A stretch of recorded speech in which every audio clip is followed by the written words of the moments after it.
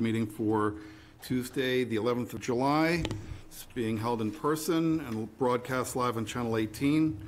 I would like to call this meeting to order. Headphone round thing. I think we ought to mute that. Is you there, Caleb? All right. According to Mass General Law, anyone who intends to record this meeting must first notify the chair, who will then inform other attendees at the start of the meeting. Will anybody be recording? No? Okay. I would like to invite you to join me in the recitation of the Pledge of Allegiance. I pledge allegiance to the flag of the United States of America and to the republic for which it stands, one nation, under God, indivisible, with liberty and justice for all. Okay. So this evening we start with public hearing continued from the 27th of June, case number PB 2023-20, Main Street Stonehorse LLC, through its agent attorney William Riley, is seeking a modification of site plan special permit PB 2019-13 in order to reduce patios and walkways and increase parking. Application is pursuant to the Code of the Town of Harwich, Section 32555, in accordance with Mass General Law, Chapter 48, Section 9. Property is located at 878 Route 28. Assessor's map 20. Property is located at the commercial high density CH-1 zoning district. Good evening, Mr. Riley. Good evening. Thank you, Mr. Chairman. What I hope to do this evening, briefly I hope, to avoid last week's extended hearing, is kind of run through the changes we'd like to have the board consider. And I think, a brief explanation of sort of how we got here, again, would be helpful. Right after we received our approval, the pandemic hit and a lot of restrictions were put in place. One which was most damaging to the applicant in this case was the fact that our borders were closed, and the European students who were typically be expected to be the residents were not allowed to come.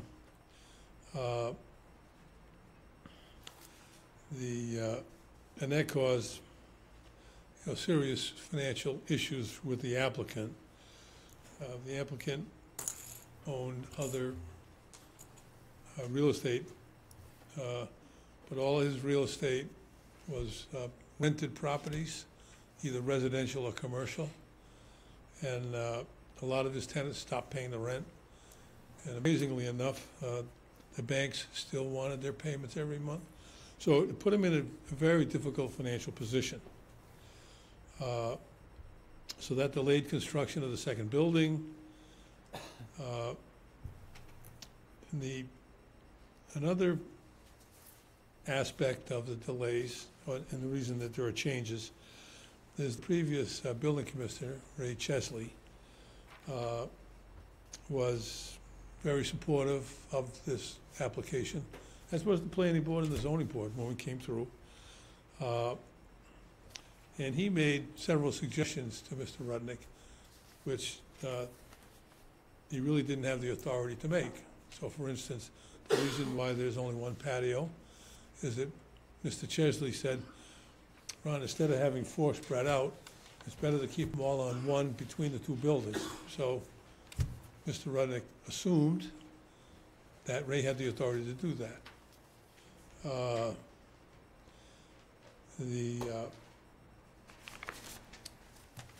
And then, of course, because of the limitations of the students coming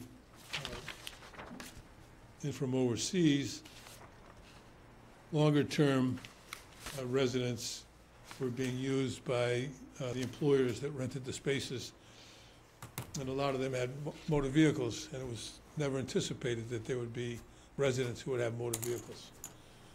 So we're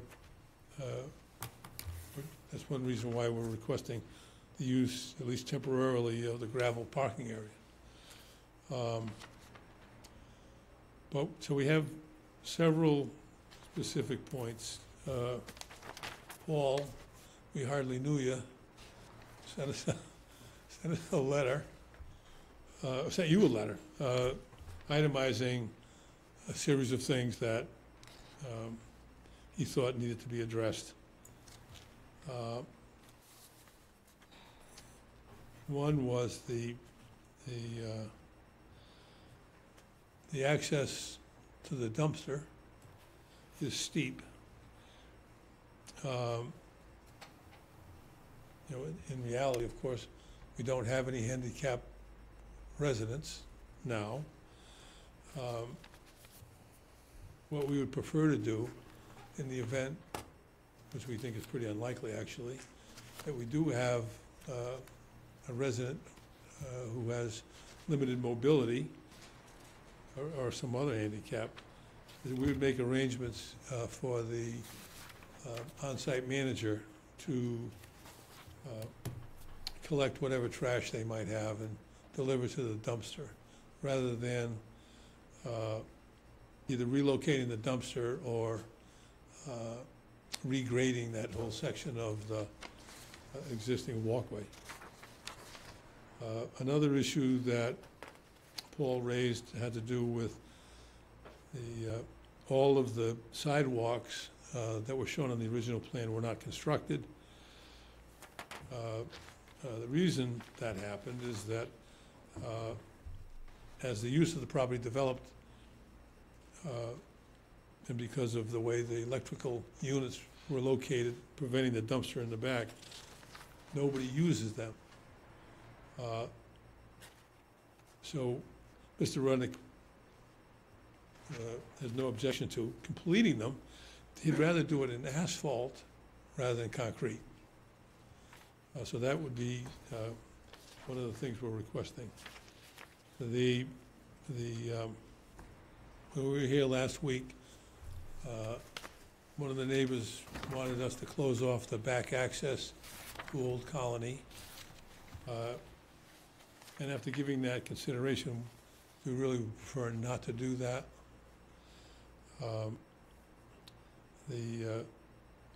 Because that would only leave us really one entrance from most of the vehicles that are there, out onto Route 28 and Depot,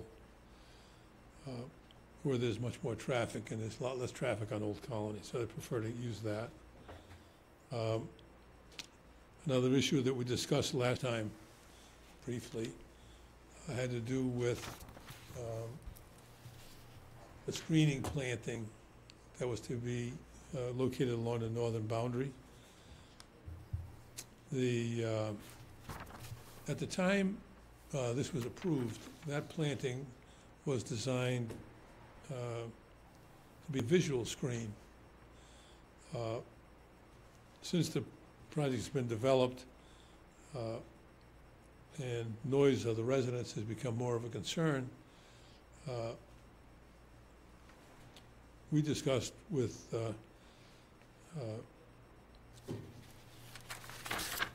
one of the neighbors the possibility of using, doing a stockade fence. Most of the property line already has stockade fences that were placed by the residents prior to our acquiring the property. And so we would just like to continue the stockade fence from where it ends now all the way down to Deep Hole Road. We think that's a more effective sound barrier. And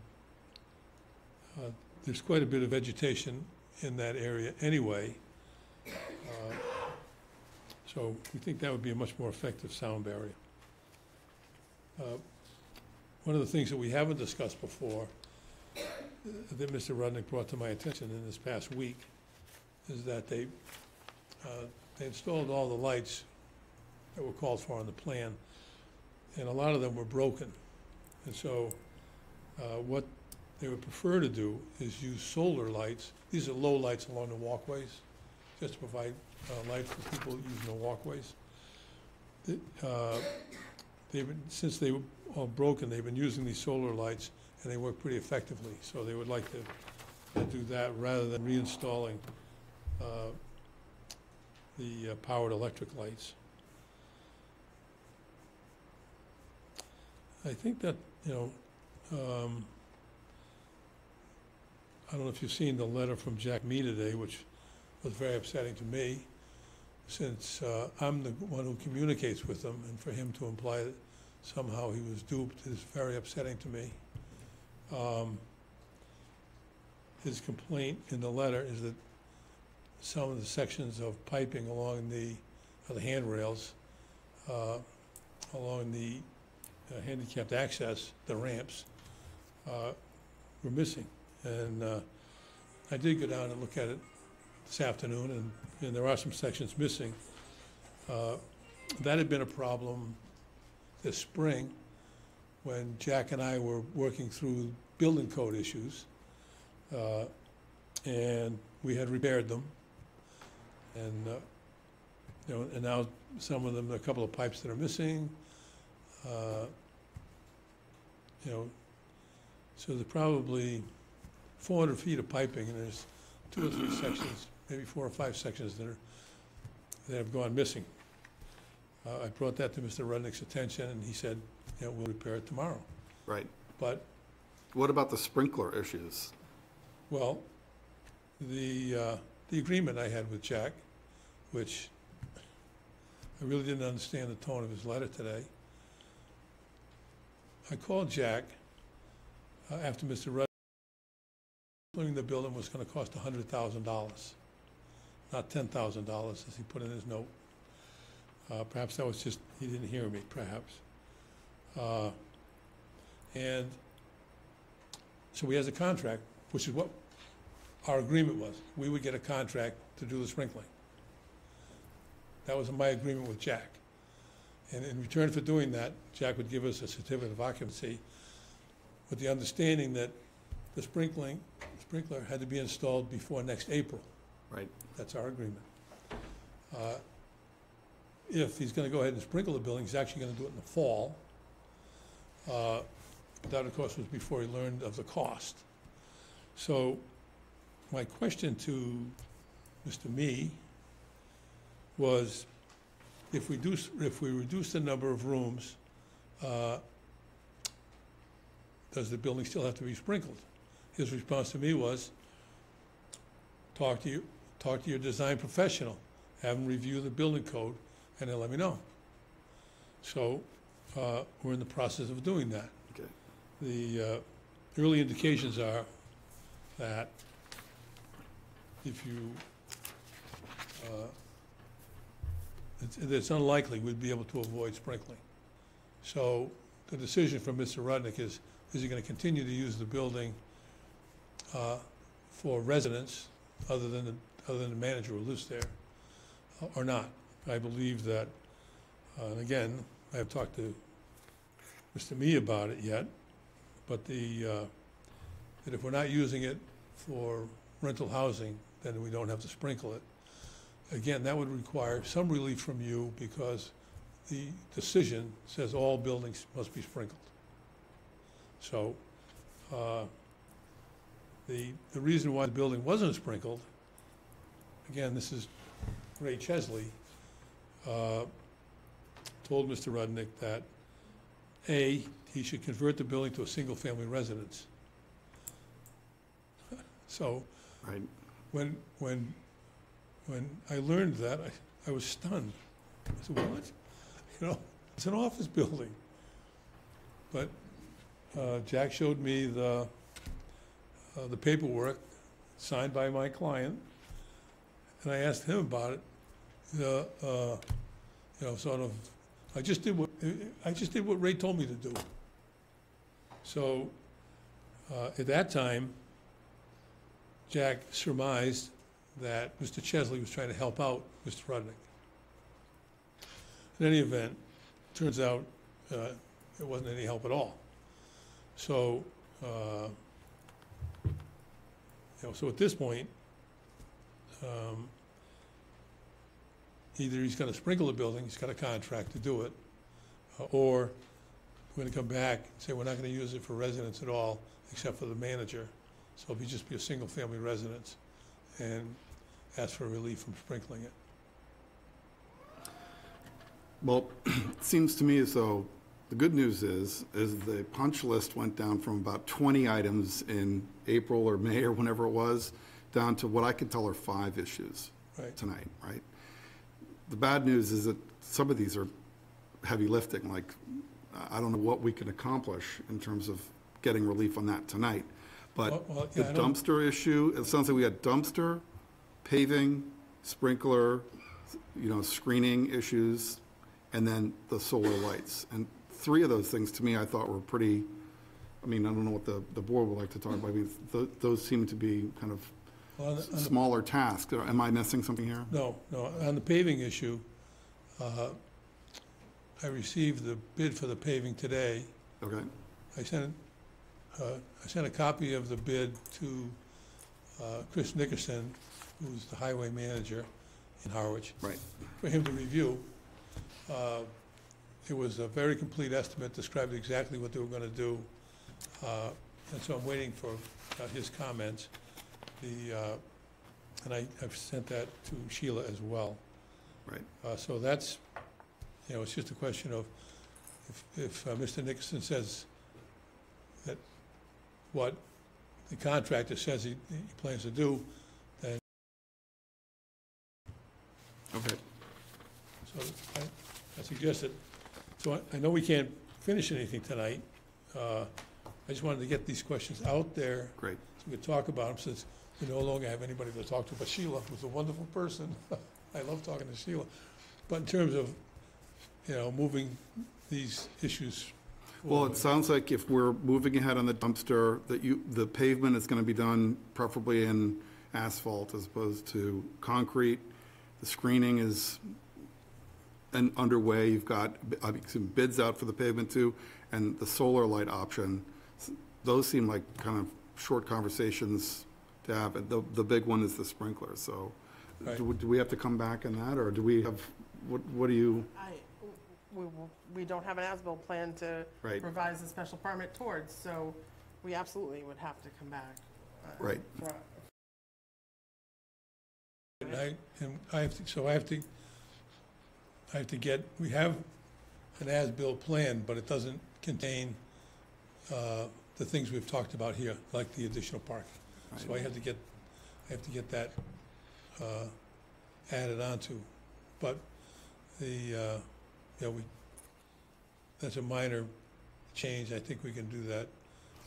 But to your point, the idea of getting the as-built up No, to we speed, have to have an right, as-built, like, that's part of what the problem was. Right. The as-built didn't match the permit, so we have to decide what we're willing to allow them to keep the way that it's built, and we have to decide what we want them to fix towards the way we had originally approved them, and then, plus they've got a clock that's ticking on your CO. Right, So we want to get this believe me. moving. so that was one question I had for you, Attorney Riley. You had said the temporary occupancy permit only goes through September 13th. You had said the agreement was that you didn't have to put the sprinklers in until April, technically. But does that mean you're not gonna have any occupancy in the original building for the Stone Horse over the winter time? If the sprinklers aren't going in, wouldn't be going in until spring? I mean, 'cause if your temporary runs out in September and there's no sprinkler, then can be nobody in that building. Well, the temporary is actually for the entire project. Understood. Yeah, so, as far as I know, that nobody lived in it last winter except the manager who lives there with his wife and daughter. And so I would say, no, there won't be anybody living there. I don't know if they will be leaving by September 13th, but when their jobs finish up in perhaps October, most of them leave. Mr. Chairman? Sure. I think also one of the additionals that we haven't, additional items that we haven't fully resolved yet, correct me if I'm wrong, is the parking, the request for Right. additional parking. Right. gravel or paved, and location and so forth, number of spaces, and going back to what we had originally approved, and assumptions made based on everybody riding a bicycle and blah, blah, blah, so. Right, and the reason why we only want temporary parking is we believe next year we'll be going back to the J1s who don't drive. And Mr. Rudnick is going to notify the employers that he rents to, and the residents aren't paying the rent, the employers pay the rent.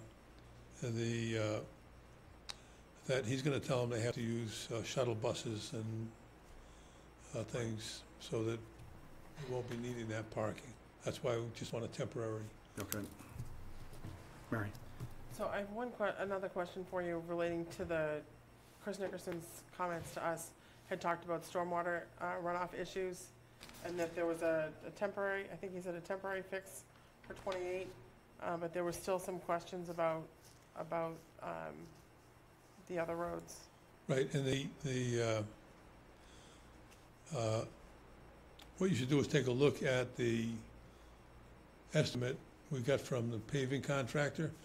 He doesn't address them in that way, but you can tell, so the entire paved area will be repaved. And one of the things that Mr. Nickerson pointed out is that we have water running down onto our property from Old Colony. Right. And one of the things that the paving estimate mentions is they're gonna put a raised berm so that water from the town road won't be entering onto our property. He also mentions in several areas how they would be changing the grade around the existing catch basins, so the water will run to them more effectively. So I think that's why I sent it to Mr. Nixon. I think all those issues are gonna be resolved once he's had a chance to take a look at it. Which is, again, another reason why we really can't do anything tonight, but I wanted to get all the questions out. Right, and that reminds me of one more thing, which was the sealing off of the Old Colony. Yeah, that would be, from our perspective, that's really a no-go. I mean, we just, the residents use that, and it's a public way. I mean, we should be able to use it. The residents should be able to use it, rather than everybody have to go out onto Route 28. Right. I don't think please. Mr. Chairman, Attorney Riley, I want to take a moment, even though you said you were offended from this letter from Jack Nee, Right. because there's some facts of the case here. And the biggest one, since it's dated today, July 11th, and this is from last week, he said he went to the property and found little to nothing has been done. So from my notes from our last meeting, we also had requested a schedule for a performance bond, schedules for contract and costs, and it seems at each meeting, things haven't been done, or the comment is made that Mr. Rudnick has decided he doesn't want to do X or Y. So we still seem to be varying from the as-built plan, and we still seem to be varying from what we discussed the meeting before. Well, So there's a frustration on my part, I'll speak just for myself, that these pictures taken last week show the place is in disrepair. So in significant disrepair. And to the parking, you have parking on the grass, just like the neighbors told us Oh. our last meeting. 1 minute, Mr. Riley. And the handicap railing is pipe. Pipe breaks. Why are we keep replacing pipe? This obviously is not a good solution. And according to the ADA, it doesn't matter if someone who is handicapped is living there or not, it has to still comply. I understand Correct? that. Yes, absolutely. So to Jack Mee's thing, little or nothing has been done, so we seem to continue to be in the same place. The solar lights, I can't imagine, I would want some demonstration that they work. If there are these solar lights that I've seen before, I wouldn't seem that they would provide adequate lighting for that area. Okay, so I think we're still in the same place with, my apologies, with a lot of excuses why things haven't happened. The thing keeps stalling. Okay? And the things that we asked for last meeting, I don't think we've received. No, and I discussed that with Shayla, that we wouldn't have those things, but I wanted, But the notes are that they would be here by July 11th. well, that wasn't in my notes. So, in the first place, I think that comment, little or nothing has been done, is accurate because nothing was supposed to be done. You know, the things that we were gonna do were provide information to you. So, But we've been here for months discussing these same items. I understand that. Months and months. And so part of the requirement for the performance bonds and the schedules was so that we could see when things were going to happen. and we're, Not argue about what lights or whatever else, and we haven't even gotten to the parking or the noise for the neighbors. So in good faith, I have an impression that this just keeps dragging on and on. well, that is, that's a fair assessment of the situation. Yeah, The,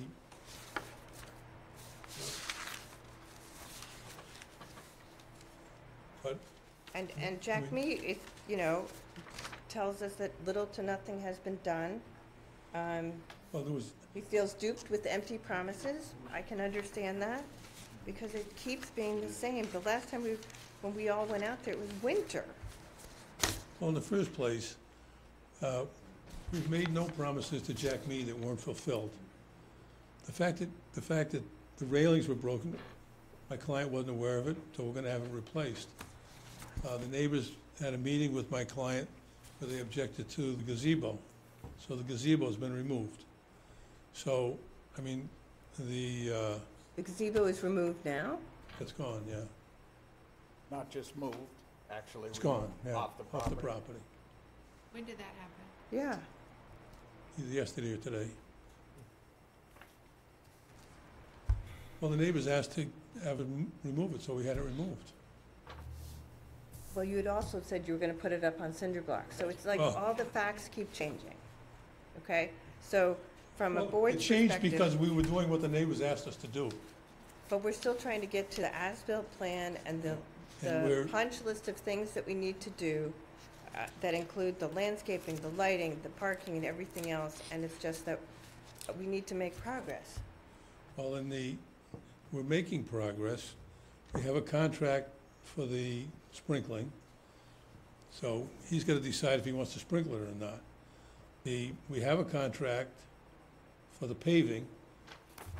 We're just waiting for Mr. Nickerson's comments on that. The question of the lights, these are just low-level lights along the sidewalk. There are higher lights that provide more general lighting for the area. So before we can have contracts for these things, we have to have answers to the questions. That's why I'm here, asking the questions in the hopes that we can resolve what I think are pretty minor issues. Well, I don't think they're minor. I think the parking one isn't minor. And we haven't even started to address that. The noise. The noise. issue. The landscaping, the lighting, that, you know, the things are in the wrong place. All of those things. We haven't made any progress. And the So we have to ca- talk about what progress is, right? Right. So, I mean, I have to give Attorney Riley, to his point, he wasn't gonna come here today and have a parking lot paved because That we wasn't haven't made a asked. decision on a change to a special permit. So they're not gonna pave before we make that decision. Of course they're not. So, But as of 7/11, it was scheduled the performance bond, scheduled contracts and costs by 7/11. These are my own notes from our meeting. That's what we agreed to. So my understanding with the performance bond was we were gonna request staff what they thought a number was so that we could talk about a performance bond. That was my understanding of what the performance bond was. I didn't expect them to come in with a check for $250,000 to put in an escrow account. So, I'm not expecting them to pave the driveway either. but that's my point, like, We're on the same path. my understanding was we were gonna get some information back from staff to tell us what they thought a reasonable amount would be for a holdback to complete the remaining punch list items that are still outstanding. Did you read Chris Nickerson's? Yeah. I did. We But I do also have haven't seen their estimate, so I don't know what his estimate was. The paving estimate was $58,000. And we have an estimate for the sidewalks, but we just need to know if asphalt's acceptable, then we'll provide that estimate as well. And then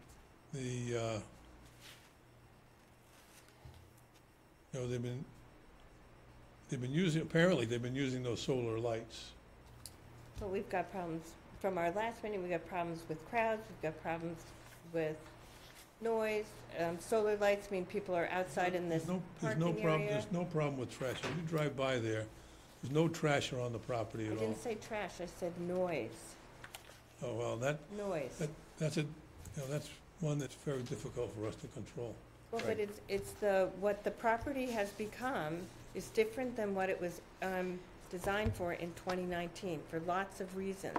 But we're at the point on the special permit to say, what do you have to get done so that we can approve it or not? So for my notes, it's, let's get some more facts, performance, schedules, and move this thing along. Believe me, I agree. It's a little snake bitten, that we're still here talking about it. No, I understand that. Greg? Thank you, Mr. Chairman. In addition to everything Ann said, I feel the same way.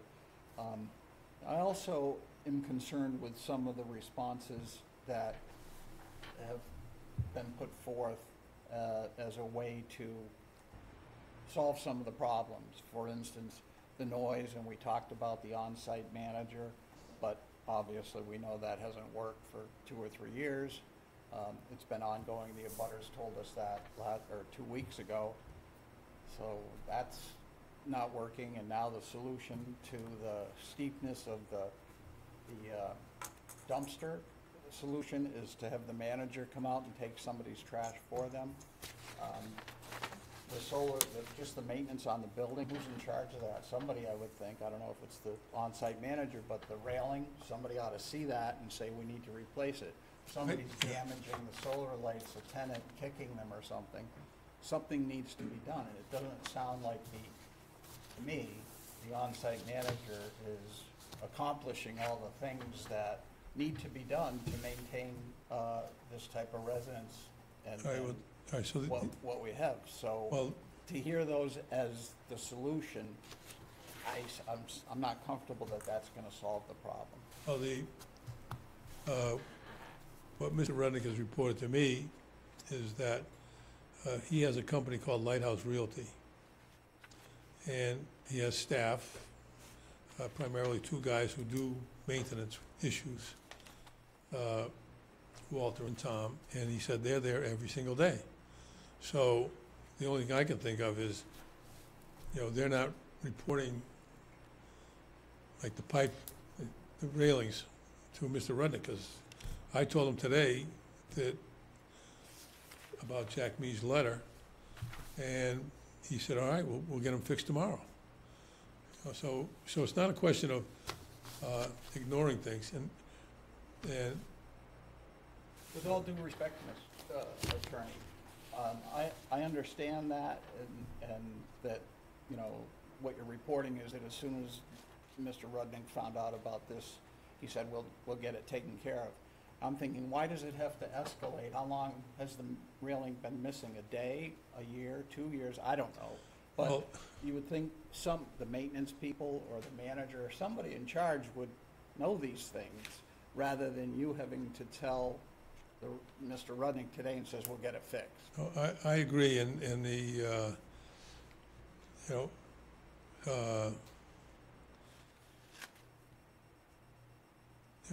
it's frustrating for me as well, because I mentioned things to him, we'll take care of it right away, or when the neighbors asked to remove the gazebo, so it was gone in a couple of days. I mean, but candidly, there's not a lot of forethought going on there, and it's more reactive than proactive. You're talking about at the complex, at the I'm site? talking about my client and his staff. And I wouldn't disagree with that from what I've. well, and so I keep encouraging him, you know, to, I think you want to tell him what the board's tone is changing here. Yes. And for him to get on top of it, because we want to see it work out properly. I mean, Right. we want it to work. So, you know, what is the line, help me, help you kind of thing? It's like, yeah, no, believe me. please, come on, let's make this thing, bring it to over the finish line. I have these conversations and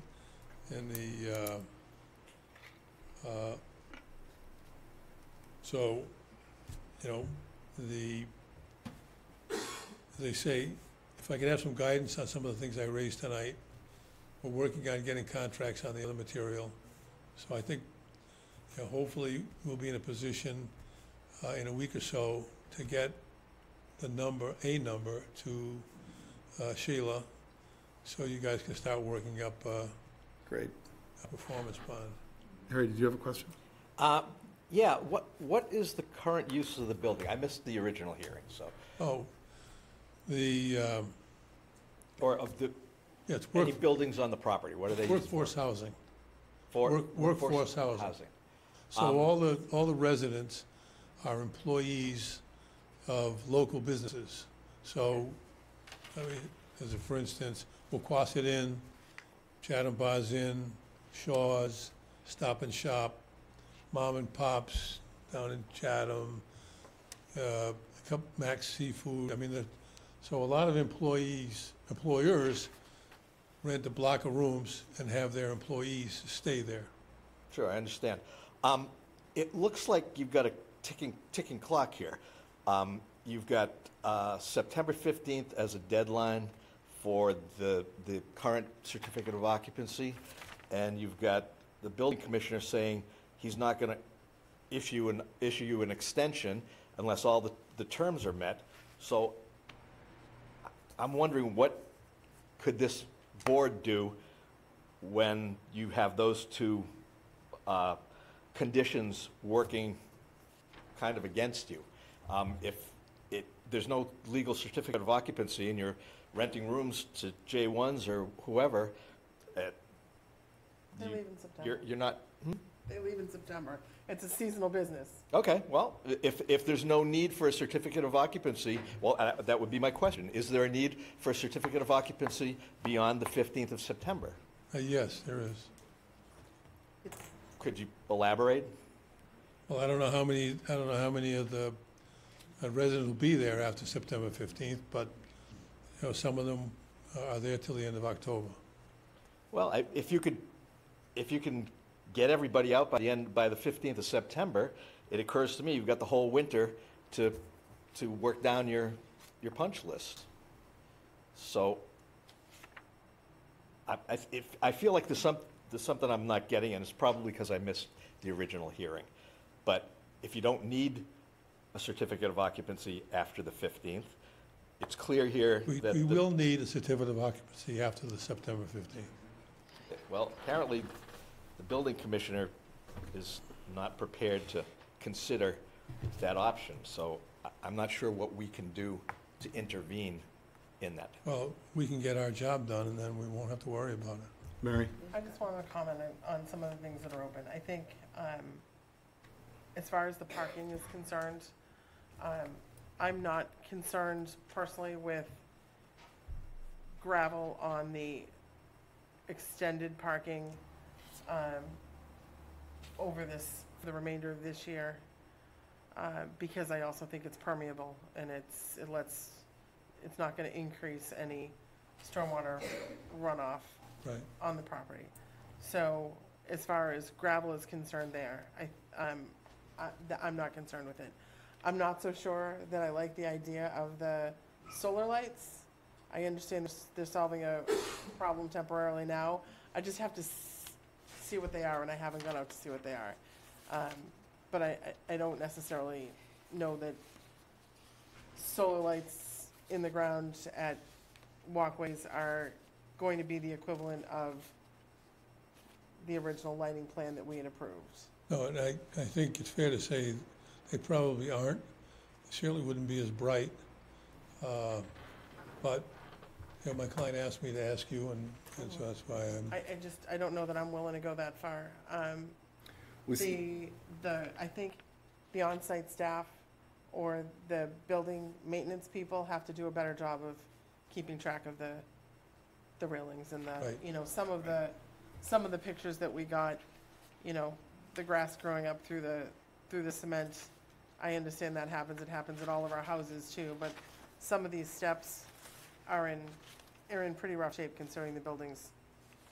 I don't know which set of steps that is, but they're in pretty rough shape, so I don't know why or how they got that way or where they are. But, you know, clearly some of the landscapers need to do a little bit of a better job with those. I don't know if those, I think they were, I think they look those- cracked, they look like they're cracked and frost heaved. So I don't know. I think they were part of the original Stone Horse They Motel. could be. They could have been the ones that were there from the Stone Horse. When, as far as the dumpster is concerned, from my perspective, if Jack Me is okay with your client's response on the dumpster issue, then I'm not concerned about the dumpster as much as like I said, the parking and other issues. And then when it comes to the walkways, I guess my question, when you say he wants to replace them with asphalt, is he gonna repave everything with asphalt, or is it going to be No, this, some existing and, the sidewalks that weren't completed are gravel now. okay, And so, so the concrete walkways that are there would remain, and the areas that were to be concrete sidewalks that are now gravel would be asphalt. and all part of that same contract that you just, Yes. um, 58 grand. Yep. okay. Yes, please. I just have to say that this, and I understand, you know, your point of view on circumstances. This just feels like a completely different project than what was approved, you know, originally. Just No. so I would say no. I mean, it was dormitories. It's dormitories.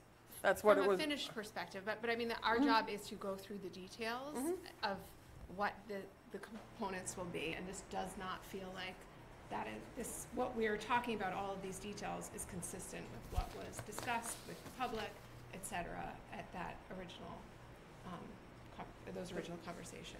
I would say the patios, the landscaping that didn't take, they had followed through on the landscaping plan.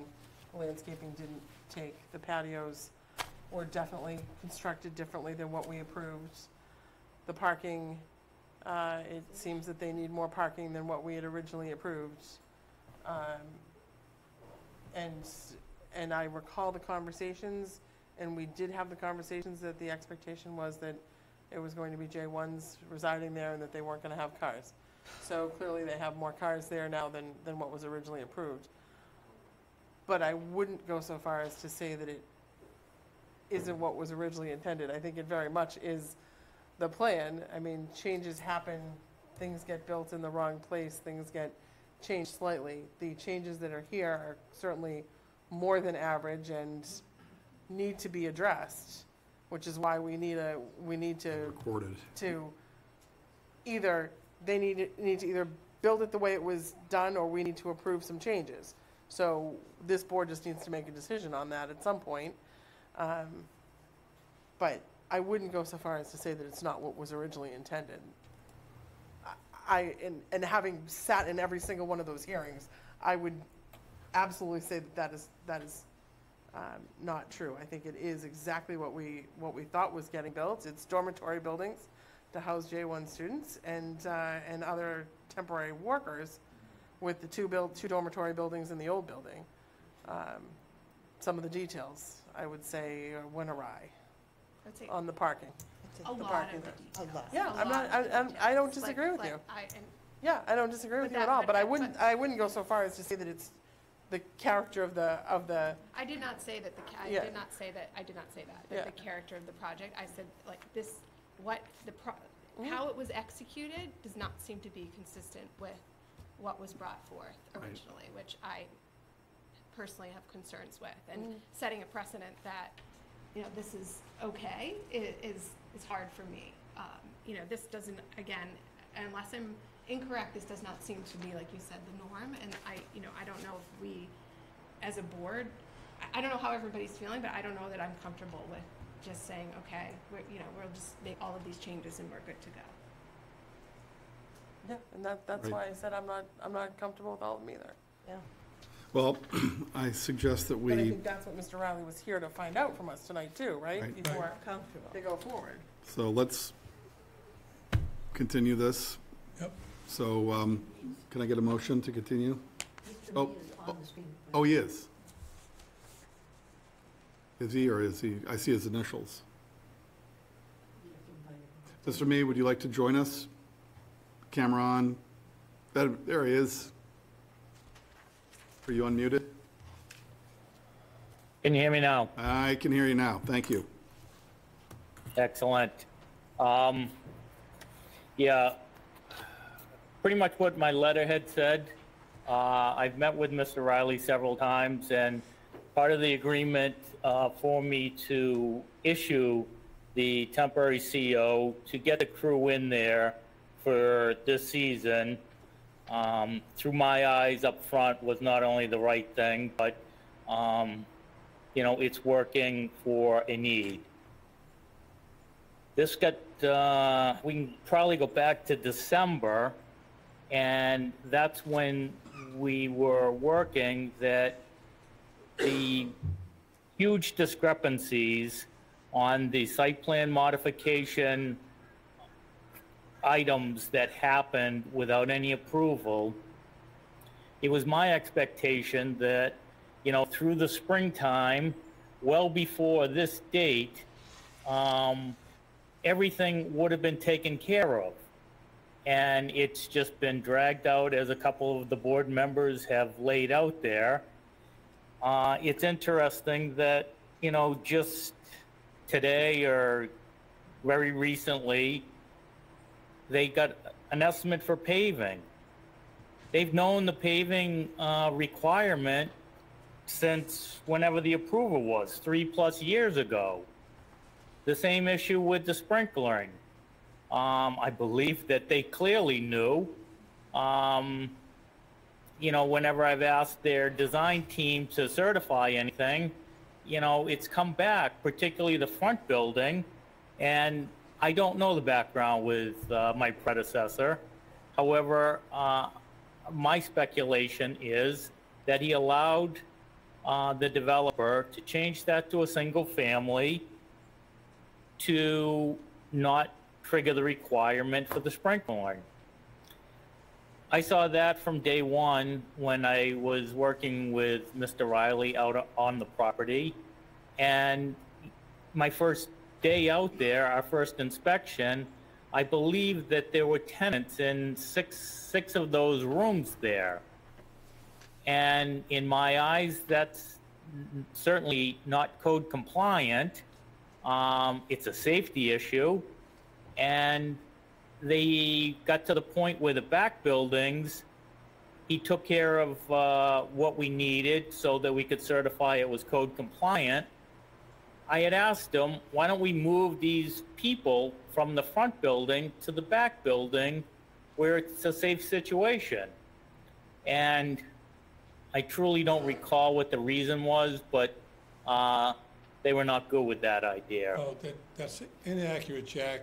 They were moved right after you mentioned it. These were the families that were displaced by a fire up in Orleans. And they asked Mr. Rudnick if they could stay in that building. He said yes.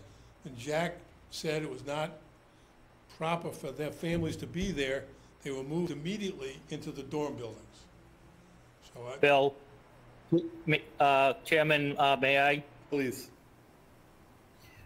Bill, if you remember, when we walked through that front building with the different residents, the manager needed to go over to open the back buildings for us.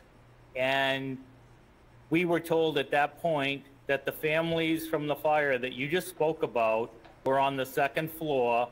And I purposely directed my inspectors along with you that we would go on the lower level and we would go on the third floor. We would not even interrupt those people. So I don't recollect that as being a true fact. And may I go on? Please. You know, a couple of the other things, you know, where is the board currently at with, from what I've seen, the one request that they have made to expand the parking lot that I know that Mr. Halkiotis had not approved, and those actions were taken, and that's actively used today as additional parking. And someone, one of the board members had pointed out with the pictures that I took the other day, 2 areas that they had vehicles parked on the lawn, and there was open parking spaces that you know, were around the property. The handicap railings, which was a huge concern to mine, because those same 4, there's 2 handicap entrances into each of those buildings, so there's 4 handicap ramps. Over the winter when we were out there, all 4 of those had different broken components. They did go in, make the repairs. I viewed that and I signed off on that. I don't remember the date, but maybe 2 months ago. How in 2 months' time can 4 required handicap rails be again broken in multiple places? It's clearly not the right material, and further, it's clearly, the property clearly doesn't have the proper oversight with the on-site management. We've heard that, you know, repairmen, technicians are on the property regularly. I could understand 1 broken part, but 4 different handrails that are not intact and usable, that's a civil rights violation right there. The handicapped people need those, whether there's anyone there on site at this particular time, but they cannot go from Jack's out here, they're fixed, and 2 months later, all 4 of them are in disrepair. It's frustrating because the agreement, and you know, I was working in good faith with Mr. Riley, and I totally hope that we're able to stay on track and get this wrapped up. But once again, part of my agreement was that in order for me to issue the temporary certificate, it was with the agreement that he got before the board, which, yes, he's there today, and that any and all modifications so that the project could be completely signed off. They definitely dragged their feet on that one. We can't go backwards. We are where we are today.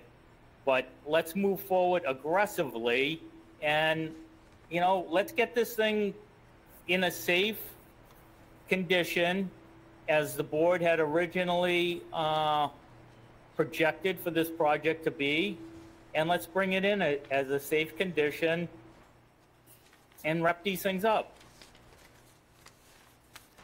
Thank you, Mr. May. Appreciate it. Appreciate you taking the time this evening. Any other comments from the board?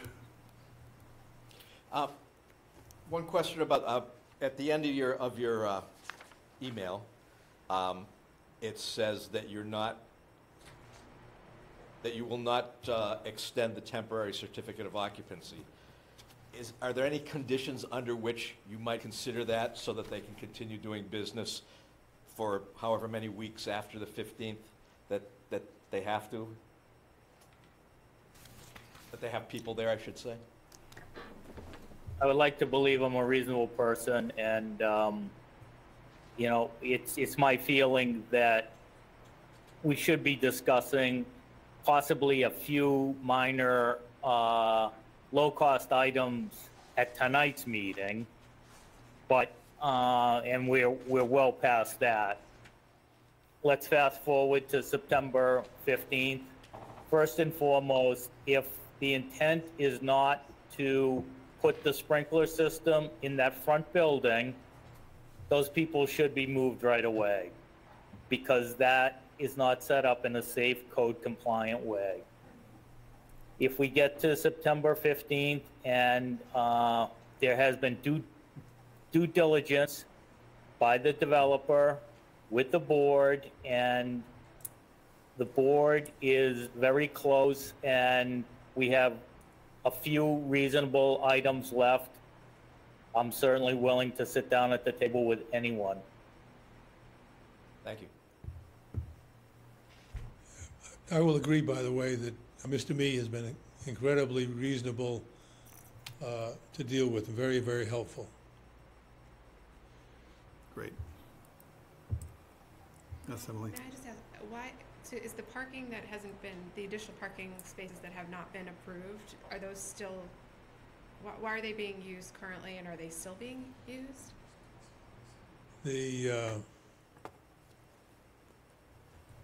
I contacted Mr. Halkiotis when I drove by one day and saw cars parked all over the lawn, because the gravel parking area had curb stops that prevented people from parking on the gravel. So people who are parking on the lawn were backing off the lawn into Route 28. It seemed to be very, very dangerous to me. So I called Paul, and we discussed it. He agreed that it was dangerous. So our memories differ at that point. He told me, he thought it was, I said, this is just so, we can do it now, understanding that the planning board hasn't signed off on it, but I'll be at the planning board on the 27th, and we can talk about it then. He said he had to check with Jack, me. His memory is that he was going to get back to me. We never had a conversation about, at least I don't remember, a conversation where he said, I'll check with Jack. Don't do anything until I call you back. See, if you said it, I didn't hear it. So I waited 2 days. I didn't hear back from Paul. So I figured, okay. So I sent off the email that he and I had talked about that outlined the reasons why we wanted to do it. And I told my client, go ahead and do it. So one of the neighbors, brought it to his attention, they're using the gravel parking area. Paul goes off like a rocket, very upset with me. I don't, it was very, very unsafe with the way they were parking. So what you actually did at the time was remove the curb stop so that they could use the gravel parking lot? Right. Okay, So, just trying to clarify it for the record. yeah, no, and that, and so that ended a very unsafe practice. There should be nobody should be backing onto 28. I mean, we don't From the have a- lawn. We don't have a, From the lawn area. I Right. mean, it was, But that goes to the maintenance and the management of the building. I think you Can just we- mentioned they were parking there today. They or- were yes. parking here last week when there were empty spaces. So I think to move this forward, can we give Attorney Riley a clear list of what we expect? So that we aren't saying that my notes were one thing and his notes were another. Can we do that? right, that'd be great. Well, we did that last time, Bud. Well, but now have a different memory of notes Well, I have a and list not of 10 notes. things that I've been keeping tonight. Shall we go Right. through that? Yeah, I think Okay. that's a great idea. First is clarification of the dumpster situation, proposals versus, reality. Second is sidewalk paving, asphalt costs. Third is the sprinkler. Number 4 is the screening/stockade fence. Number 5 is the use of solar lights, pro and con. Number 6 is the parking area location, gravel versus paved. Number 7 is formalizing the Old Colony concerns that the neighbors have, sealing off that road. Number 9 is performance bond. Number 10 is a schedule of actions for completion of all above. Right. So I would think schedule actually should be number 1, not number 10, but So those that's a 10 punch list. If you want me to email it to you, I'll email it to That you. We can read them backwards, too. But, so can I just ask, has everybody given Mr. Riley comments on what they think about those proposals? I tried to. I'm not sure that everybody has.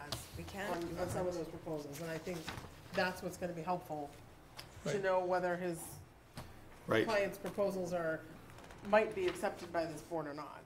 All right, so I think we've been clear about, we haven't been super clear about the dumpster situation. We'll go one at a time. So the dumpster situation is that seen as a access and safety issue, regardless of whether or not somebody is, handicapped, just walking down that hill. I'm a healthy guy, a lot older than I want to be, but, if I have 2 bags of groceries, well, former groceries, running down in a rainy day or something, I'm toast, period. It's like, that is not a safe situation.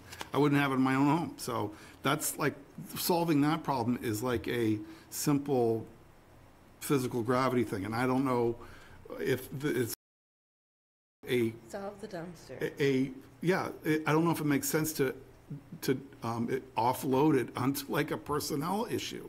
It's like, it has to be graded or steps have to be made just to go down, so you're not going down that slick road. That was my thought. Do we have other input on that? I agree with Agree. Duncan, Yeah, please. as we're going through this exercise, it occurs to me that it might be helpful to put expiration dates on these things, so that. July 25th, how about that? Whatever That's it our is, next whatever's meeting. reasonable. That's If there's Okay. stuff that they have to do that they just can't physically get done in a certain amount of time, I think it would be helpful to move things forward for us to consider that. But otherwise, we will know. The clock ends in, September 15th. yeah, so we're looking at, what, 50 days? Yeah. Yeah, well, Or 70 days, something like that? we July, we August, heard from September, the yeah. It's like- building commissioner that if this board was satisfied that they were making progress that was getting them Right. to the end of the project, that he would consider extending that, which to me seems like a way to help them out. Right. But how can we know if we're getting there unless we know when the clock runs out? Right. Well, let's put it July 25th for the schedule of actions. So that's number 10. Then going back to number 1. So the dumpster has to be in that schedule. Yes. Every one of these has to be on that schedule. The ramp versus sidewalk pave, that's a short putt. You've already got the quote. Tell us what you're gonna do about that. The rub on that is whether this board is okay with it being asphalt instead of Right. concrete. So asphalt versus concrete, this is a cost issue for you, right? Right, what my client has reported to me is that because of the way the The topography. electrical components were placed, there's no dumpster back there, so there's never been any parking back there, so people don't go back there. Right. So that's why they never did it, so it's a cost item, so yeah, we'd prefer to do asphalt.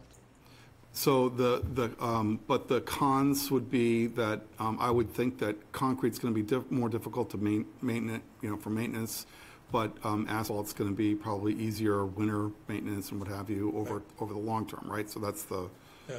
but there's also going to be discrepancy in the appearance, and it's going to be breaking up the surfaces, and so presumably the aesthetic issues are irrelevant. Any other items on ramps, pavement? Okay. Rails? Number 3, sprinklers. I think that's, that one is going to have to be, One more there. Yeah, it's an economic decision he's gonna have to make. right. And so can we have an indication Oh, I'm sure. for your sake on July we will. 5th, 25th? I'm sure we will very Okay. shortly. All right, so let's just Yeah. have that in front of us, because, that's going to be your business plan. Right. Right? I mean, that's your business plan. Yeah. So, I mean, six-figure investment. Number 4, screening and stockade fence. This is a kind of a PR thing for you. I would get on top of it. I mean, you've made your case. I think the neighbors have made their case. I don't know how much we can do to affect something appropriate, other than to make sure that what we finally have as an as-built reflects reality. We had a landscaping plan, and Right. the question is whether we will amend that for a stockade fence. Right, Versus landscaping. Some of the neighbors have asked for both. right. So I think that's a question, and that's a change that we would have to look at. Correct. If I could just address that very, Please. very, very briefly. Mr. Rudnick has reported to me that he's actually done the planting a couple of times because of the water use restrictions. Right. And the location where the plantings were done, they all died. But that's also a maintenance issue, so I don't, no offense, I don't buy it. I would be in favor of the landscaping plan. Well, that's what we don't, No relief on that one. candidly, we don't care which one it is. We think the stockade fence is a better noise barrier. Initially, We've had this discussion, so we have to get to it, but I think okay, the Whatever the board planting wants and to the, do. and the Right. fence, yes. So let's guess what the proposal is okay. for that. Number 5, solar lights. So my thought on that very quickly is that, this is a matter of look and feel of the property. In an institutional kind of facility, you have these bright lights that meet, engineering specs for movement in dark places and everything like that. I get that. I've also seen this used at Wequassett, for instance, where they have ambient lights, which is a different functional light that are solar. So, I mean, the solar thing is you can buy them on Amazon, right? And just plant them, people do it. So, what we approved was for an institutional dormitory style kind of situation for safety's sake. So, you have to make the case that solar is more than an economic thing. Or again, you're back to changing your business model. But Well, I that's think- not our concern. Just that there is institutional lighting on the buildings themselves. Right, That provides overall lighting. So these are just low lights. The electric lights were also low lights, just along the sidewalk, so the sidewalks are, so you can see the sidewalk as you're walking along. right. No, I get it. Mr. Chairman, a question. Greg. You started off when we talked about your request to replace the broken lights with solar lights. The lights that were broken, that you're now proposing to replace with solar, were electrical, correct? Right. Were they like high 12-foot No, lights, or were they? They were 12 inches high. So I something guess like I that. would ask the question, if the existing lights that were installed have been damaged, vandalism, snow blower, for whatever reason, how is the fact replacing them with solar lights going to solve that problem? Well, to be candid, I believe that they were damaged over a year ago, and so they've been using solar lights for at least a year. But that doesn't, I hear In other you, words, that doesn't. so in other, well, I mean, I don't know. So in other words, I they just- think they're effective, Right. because they've been using them for a year.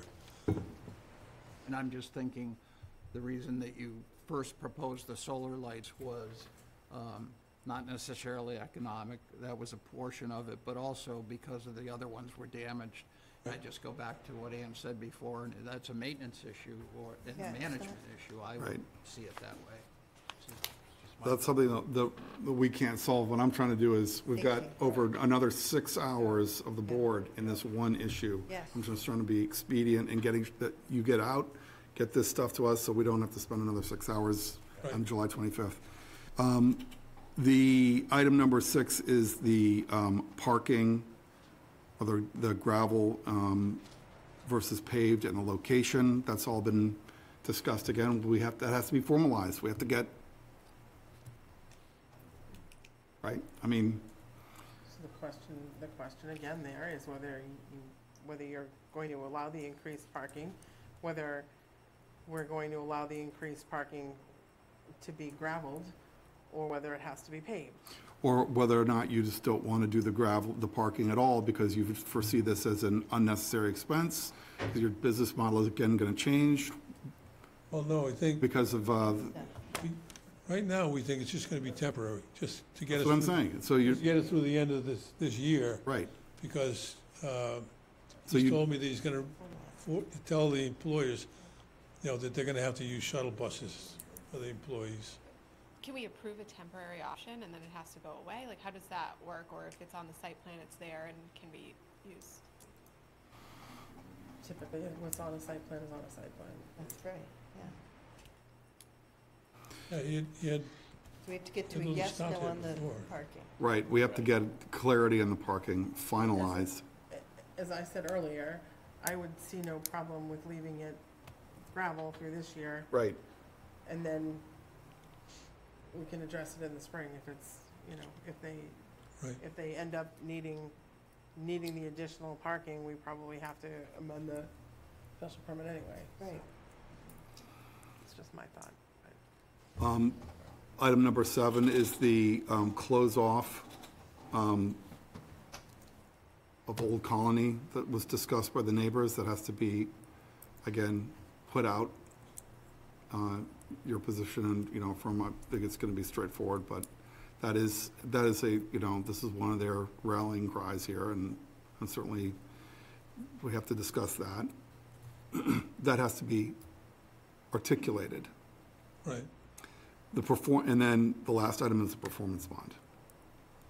Well, hopefully we'll have numbers Right. for that by the 25th. Are all of these have a date of the 25th per Harry? We put dates on these? Well, these are essentially Yes? articulations of position, Right, by the 25th. right, by the So you're- 25th. Not actions, like, don't expect pavement No. or graveling to be, Their plan. right, right. Is your suggestion that you're going to continue to the 25th? Because if you look at that, Yeah, it's a busy night. okay, It's going to be a busy night, so. Eat early. So do we have anybody else from the public that is going to address this issue? I suspect we do. Please, step right up to the podium. Again, Charles Sabat, representing Oliver Homes. I'll try to be as brief as possible. Thank you, I Mr. know you've Sabat. given this a lot of time. Just a couple of things.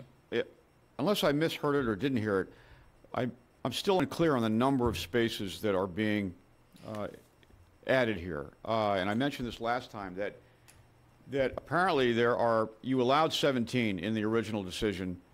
We're told that there are 21 vehicles that are being parked there, and they're looking for an expansion of 10. So is it 27 spaces total, or is it 31, or is it more than that? And I think you need to know that, and the public needs to know that, because that's going to impact screening, going to impact noise insulation, going to impact lighting, and everything else. So I think we need some clarification about that. The second thing is I wanted to just hit, again, briefly, the patios. I know that the neighbors expressed last time the problem was the gazebo. You've got that main large patio there, and we would ask you to consider some screening around the large patio and making him, the developer, build the other 2 small patios. Again, that disperses any of the gatherings. That was the original intent of that plan that they deviated from.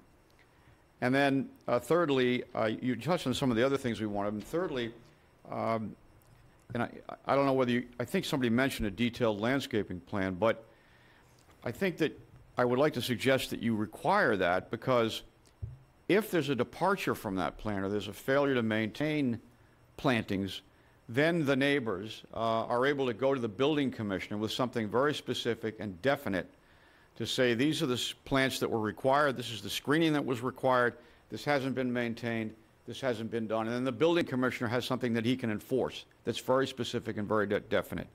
So I would ask you to consider that. And then I know you're going to consider a fence and or plantings. As you know, we wanted both of those.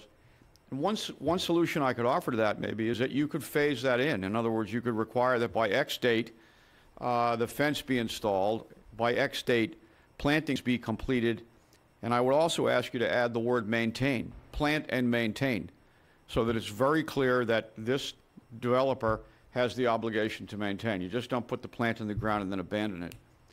So, thank you very much. Thank you, Mr. Sabat. I appreciate your time Agreed.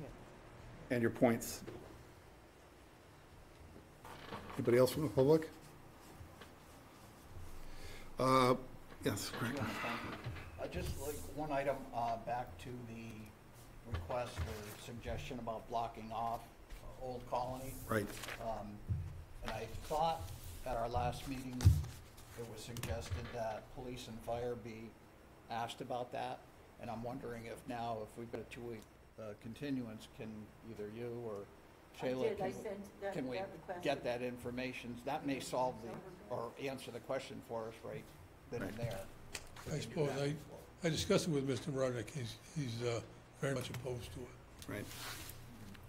so, we'll talk to the But police. I mean, if it she'll were get it. required, what I want to know is would the police and fire be okay with it? If I understand he doesn't want to do it, but would they be okay if it were something that we asked to be done? Just so we have their feedback before the next meeting. Okay. Thank you, Thank you, Craig. thank you. We good? We're good. How about a motion? Move that we continue the public hearing to July 25th, correct? No earlier than 6:30 PM. Thank you very much. Thank you, Bill. No. The motion is second by Mr. Craig. Yep. And any further discussion? All in favor? Aye. Aye. Aye. Any opposed? Motion carries unanimously. Thank you very much. Okay, next item on the agenda this evening is a informal discussion with attorney Andrew Singer and his client Mark Zippo regarding paving of South Westgate Road.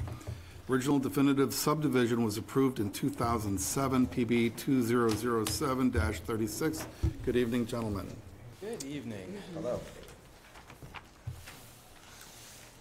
For the record, I'm Andrew Singer, and this is Mark Zippo.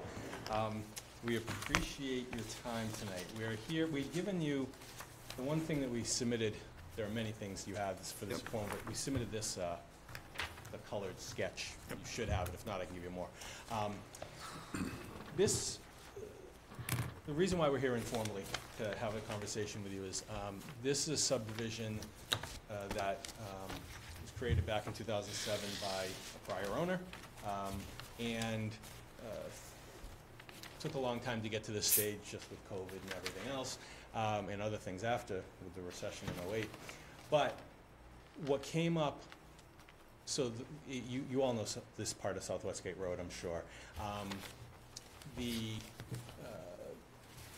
owner at the beginning of the road had paved a segment of road which is shown as A on the plan that we gave you about 7 years ago or so.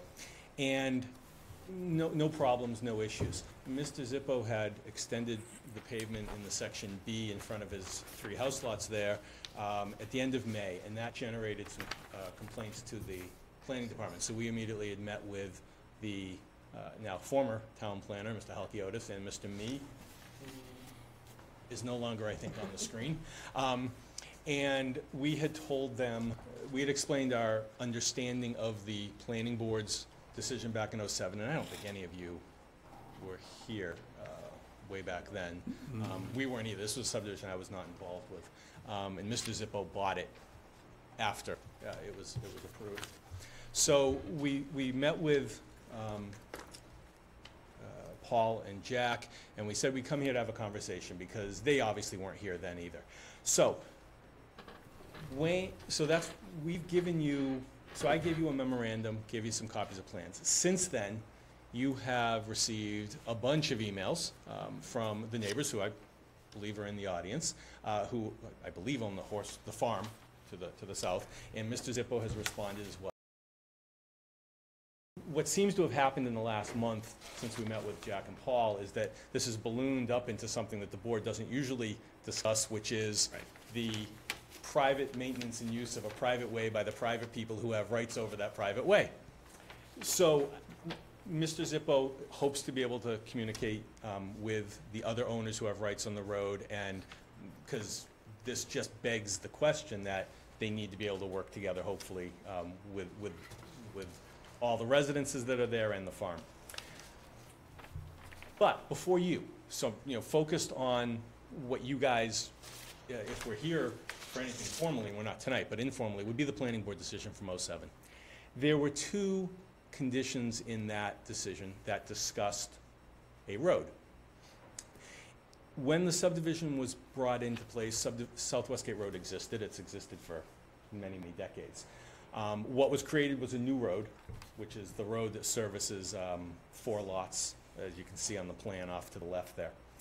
The planning board in condition 3 at that time said that the 14-foot gravel way as constructed will not now or ever have snowplow services, and then condition 4 said the road will remain a 14-foot gravel way and not be paved with a planning board approval.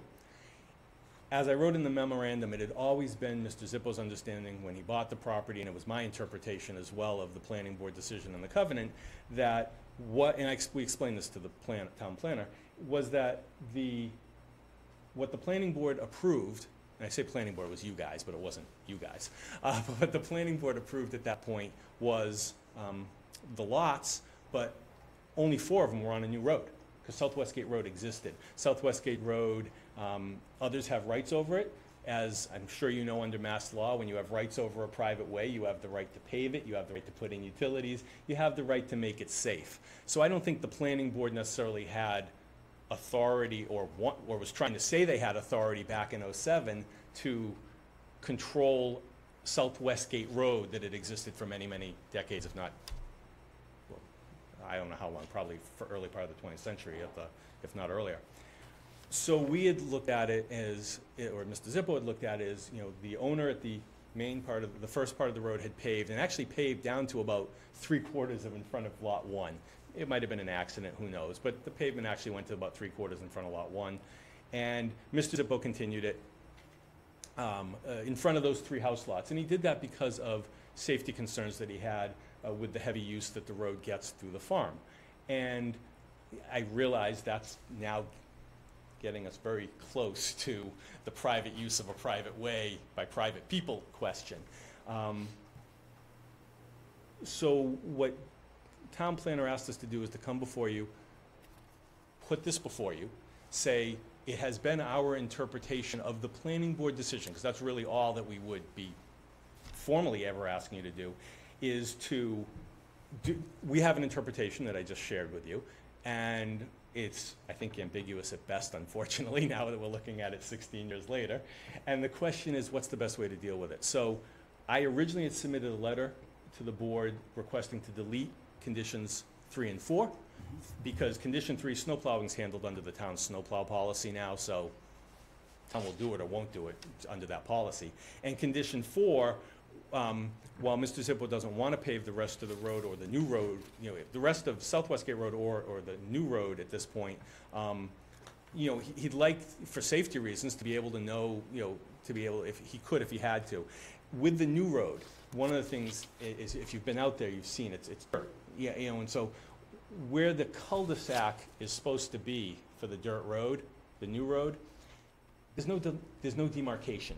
And there was none on the plan. So it's actually, that's why trucks have been getting stuck and it's been very sandy. What he would like to do is to put up concrete curbing around where the cul-de-sac is, just to keep vehicles on the dirt roadway area or the gravel roadway area. I don't know that that needs any, and that's another question for you, that's just adding some curbing within the cul-de-sac. It's not changing the road itself. So I don't know that you need to, I wanted to ask you, but I don't know that you would need or want or have a jurisdiction on that, but if you do, that's a question. You know, he'd like to do that just for safety reasons. But the main question is, if the board ultimately agrees with our interpretation of the decision, meaning that we're not talking about Southwest Gate Road, we're talking about the new road, then arguably no changes need to be made. There's no, that's why there's nothing formal before you. There'd be nothing for you to act on.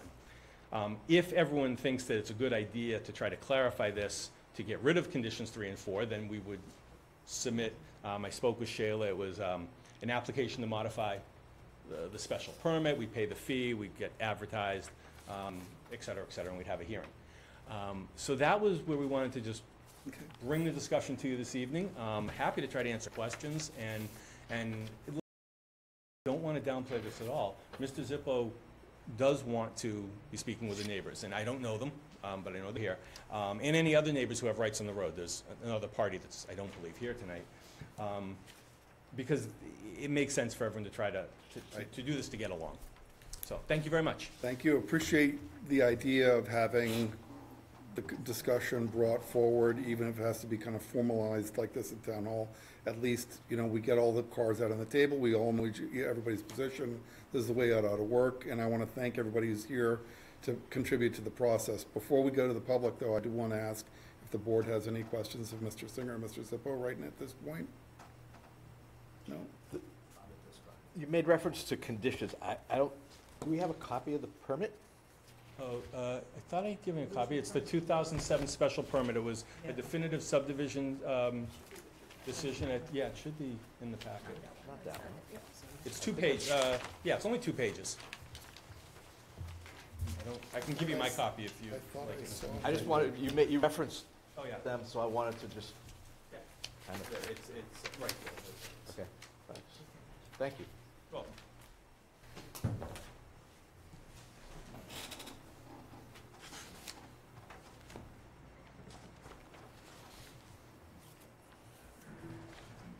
Okay, well, I don't think I have that, so we'll have to. Have you all seen this? No, I don't, I thought I had my digital back, but I guess I not. cited them in my memorandum too, so yeah, I reprinted them in there as well. 3 and 4. 14-foot gravel. Number 3 says as constructed, and then As number 4 constructed. refers back to it, at least my interpretation of the language. Okay.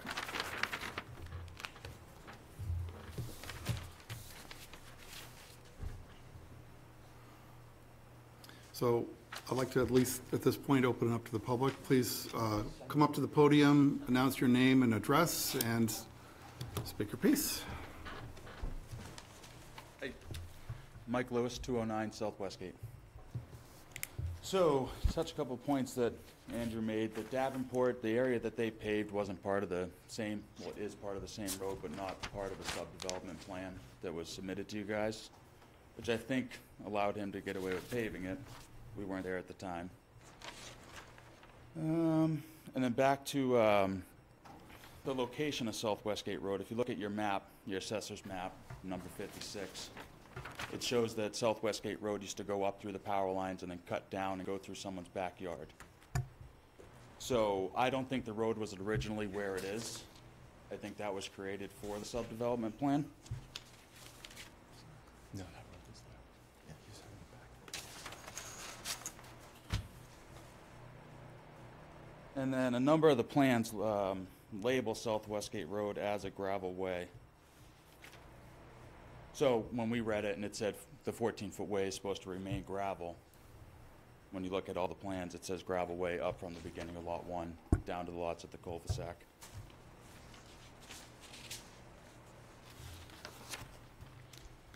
And then on another plan that was given to you guys on August 8th, 2007, it labels the start of the proposed 14-foot wide gravel road at the start of Lot 1. I do have a copy of that if you guys need to see it. Could we see that? Yeah.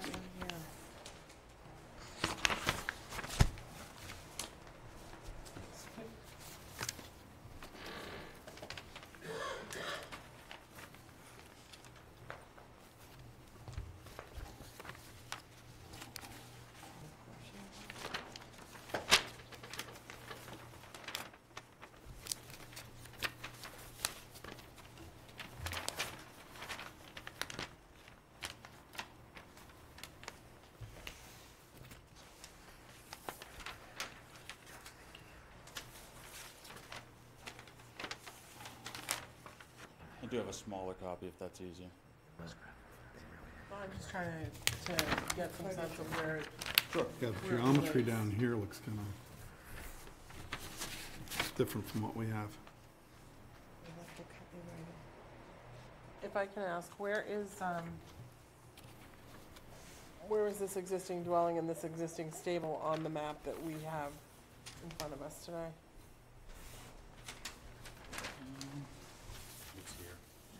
It's off the map. Yeah, it's not on this It's map. off the map. Well, that is right there, that's our indoor arena. Okay. Oh, the Which existing is- building? Right, it's kind of the top corner of it. So so it's more like this, right? Yeah. Right, coming around, and then that cul-de-sac coming out here. Cul-de-sac, sorry if I might. No, you're good. See those lines? Yeah, the Right there. continuum. Same, Yeah. move your hand down a little. Right there, yeah. So that lines up with what Okay. Mr. Lewis is And showing. then we go out this way. Yeah. Okay. And there's the 3 lots Yeah. that we're talking about. Yeah.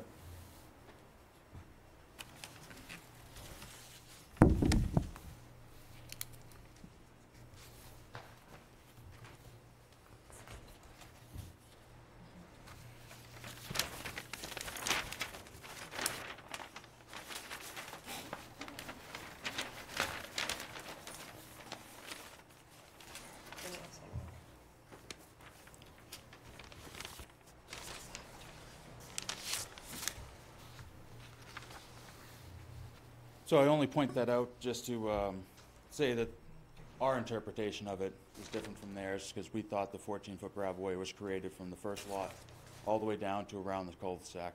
I can see what they're saying, but that's our interpretation of it. So when they said it's not allowed to be paved, we thought it started at Lot 1, the entire subdevelopment plan. I did reach out to the old owner that we bought it from and the owner before her, and they were both under the same interpretation. The owner before the one we bought it from was the one that created the subdevelopment plan, Carla Chapman.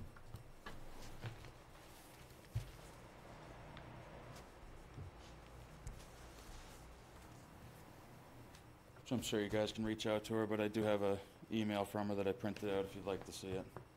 Okay, you can submit it to us. If you'd like for us to see it, you can certainly submit it. You Okay. know, email to the office if you'd like, or that'd be great. All right, did you have a question? I just think from my perspective, I think we, for any number of reasons, just need to reach out to town council and have town council advise, because, you know, as Attorney Singer points out, there are different rules on private ways. Correct. Versus public ways, and owners' rights on private ways. So, I do think it may make sense for us to, Yeah. at some point,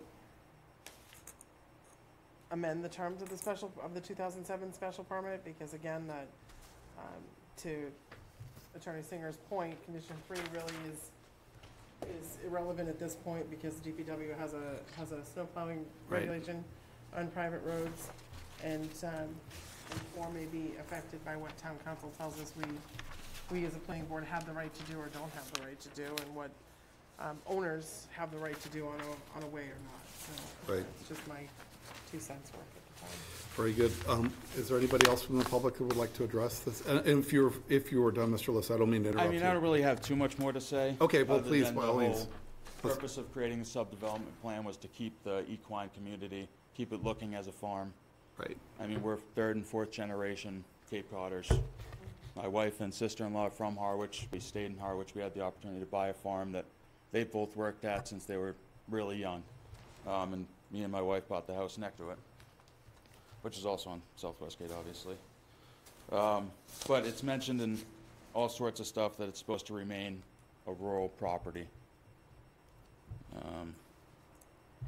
So whatever clarification you guys can give us would be great. I think that's why you were given oversight of it, to solve this problem, keep it the way it is. Don't know if that's actually how it works, but that's my thought. And if you need an excuse as to why we want to keep it the dirt road, is because it's easy for us to maintain. I don't think that Mr. Zippo is going to be living there full-time.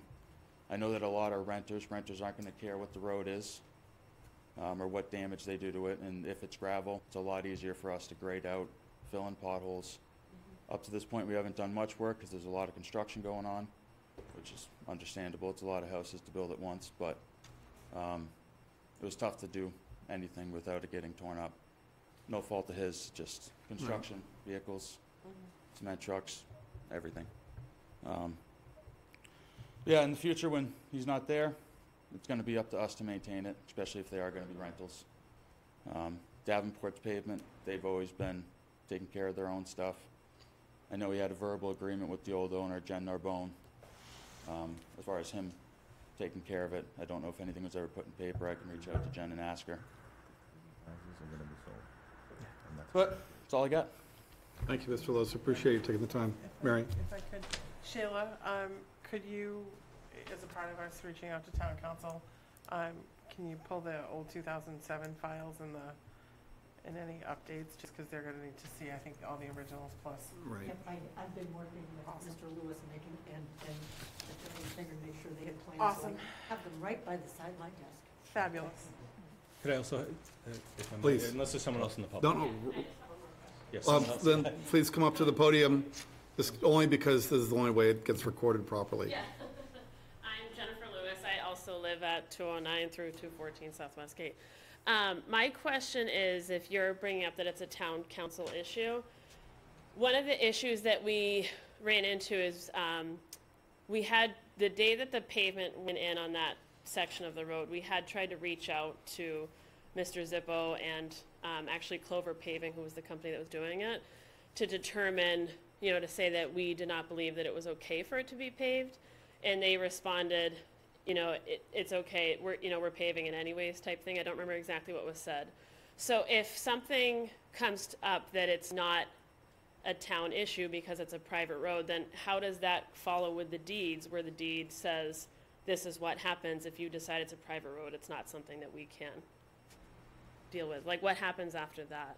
So that's all a question for council. Okay, great. So I'm those just, are all- I'm just curious, just because I guess we're trying to figure out, like I said, long-term, if it remains paved, I mean, feel free to take a drive down the section that was just paved. There's now a bump at the end, so it's like there's no choice but to slow down, which is great because it kind of makes a speed bump, because now there's an issue with speeding on the road. So like I said, long-term, if that section of pavement is going to remain there, whose issue is it to maintain it? I mean, like, we didn't put it in, it's not a great slab of pavement, you know, we don't want to maintain it long-term. The dirt is obviously much easier, T-base, you know, was discussed too. But I guess that's part of our question, so once it becomes a town council issue, then those would be questions. So the town council is would be telling the planning board what their interpretation is of our opinion, and whether the planning board had the right to make any restrictions like that.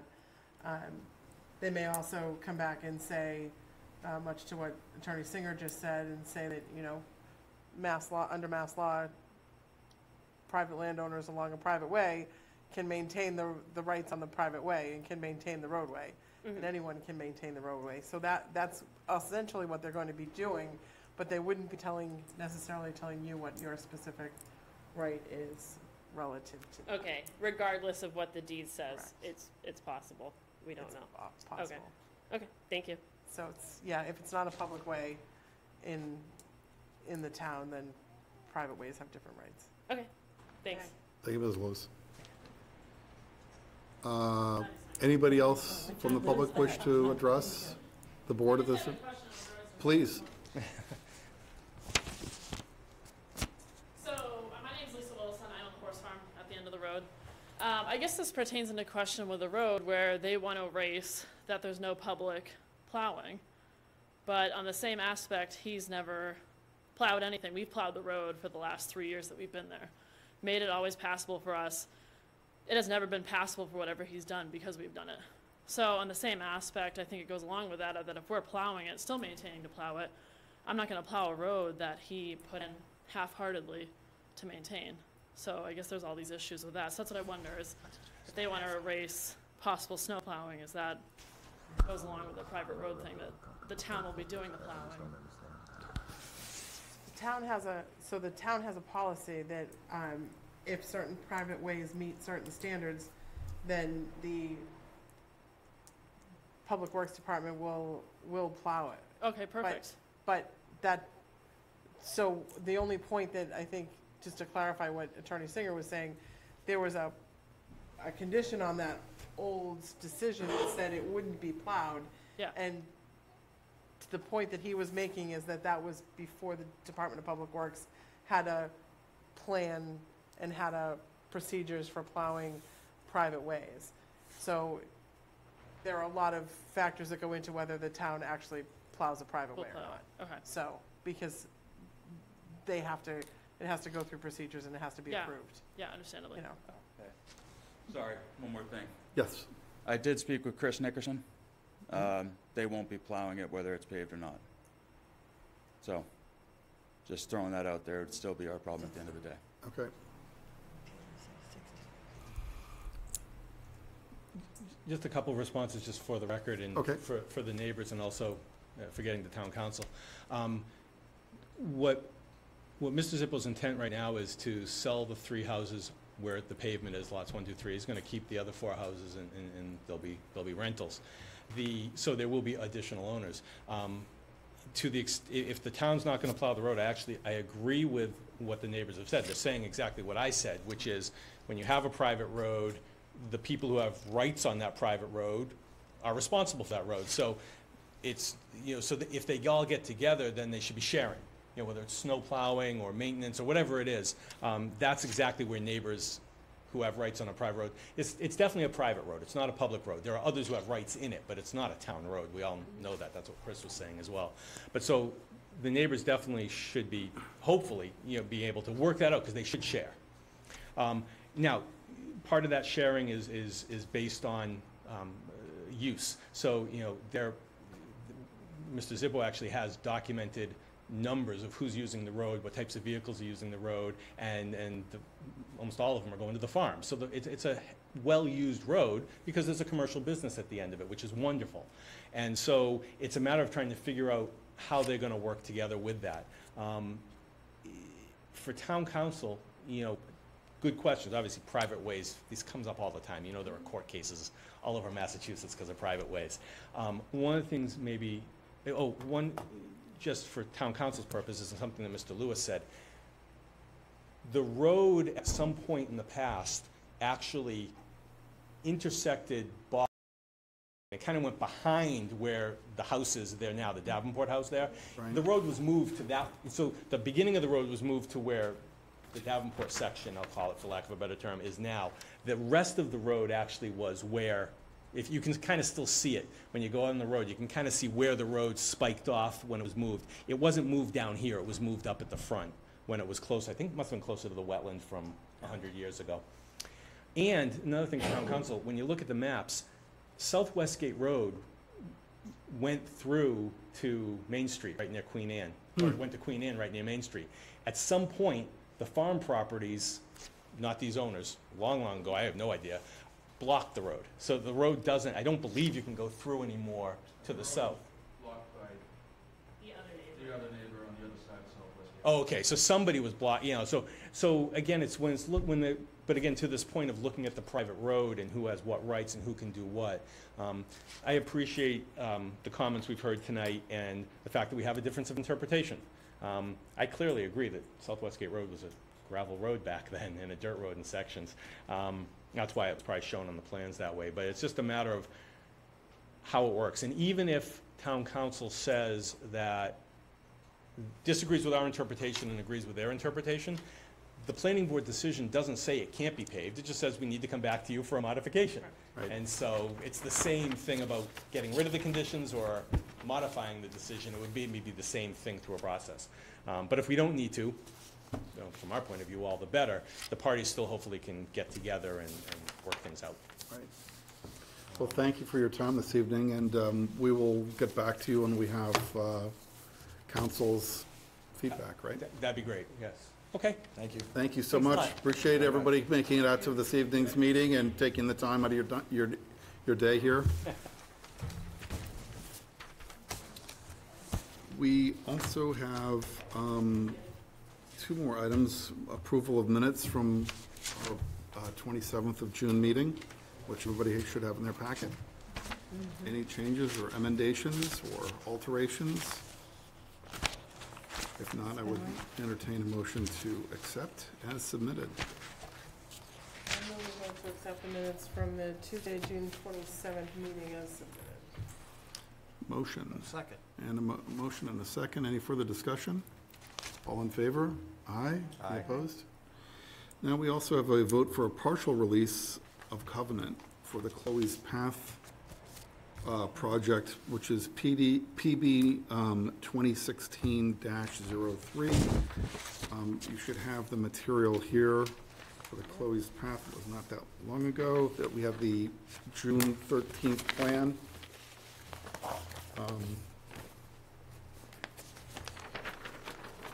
Good evening.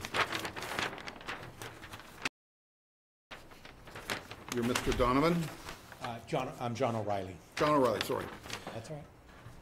Thank you for coming here this evening.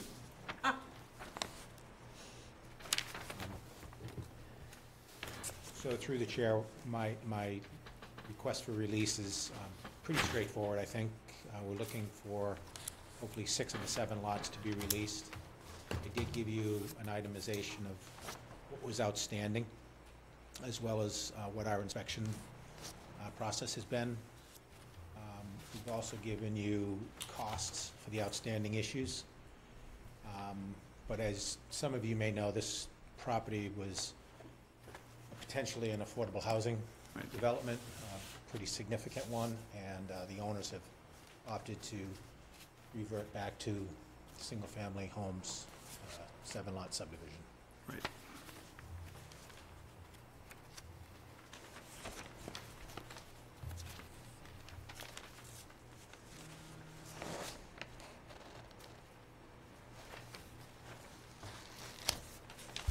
Be happy to answer any questions.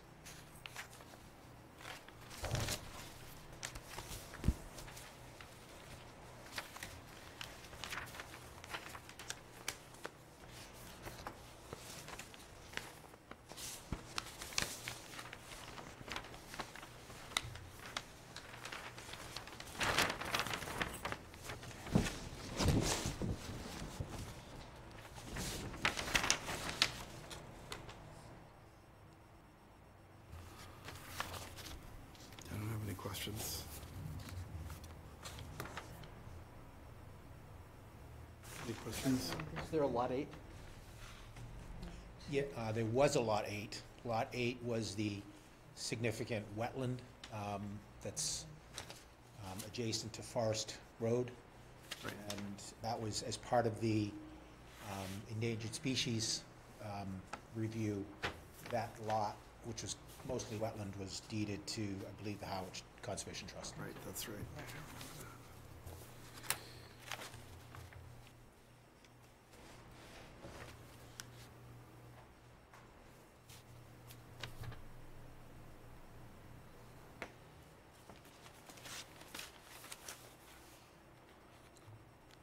So you're only looking to keep lot 3 in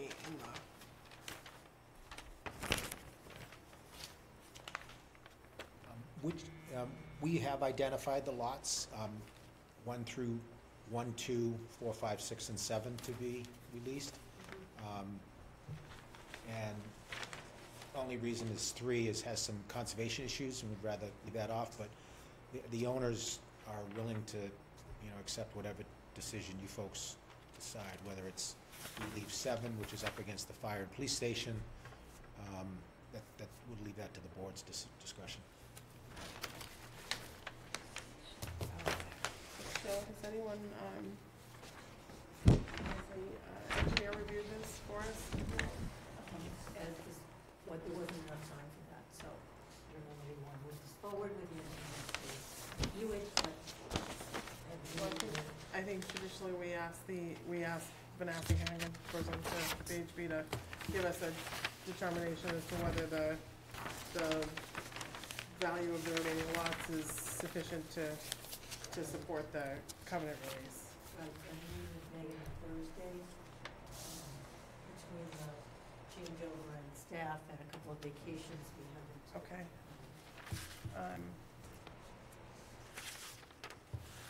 I guess I'd be looking to continue it, I'm sorry, until the 25th. Well, in fairness to your board, the planner, the ex-planner, had indicated to us that he was going to have VHB do their review Okay. and consulting.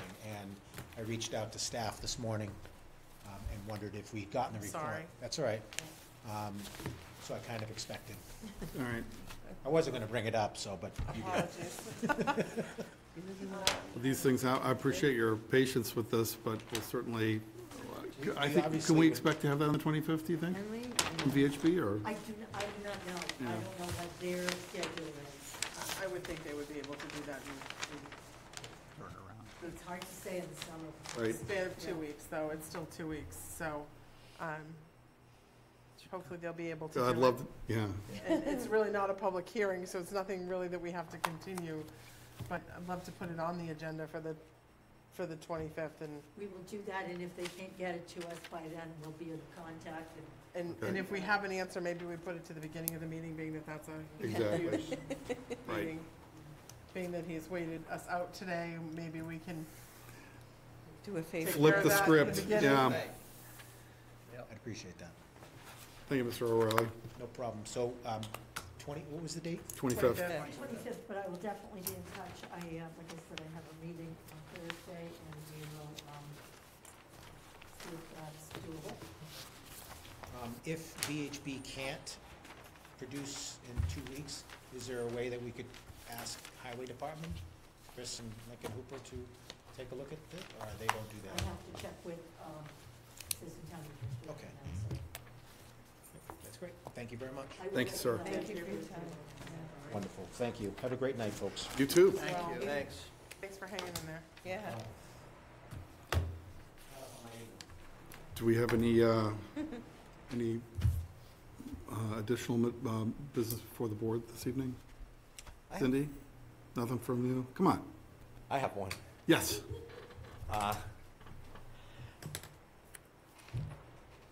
I'll try to make it brief. I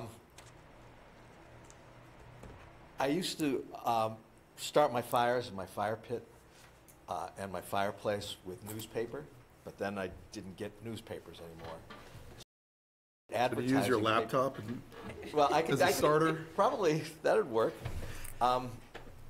So then I started getting those advertising papers at Stop and Shop and taking those, and I realized people paid for that. That really isn't very nice of me, so I stopped doing that. So then I started saving all of my paper and light cardboard for that purpose.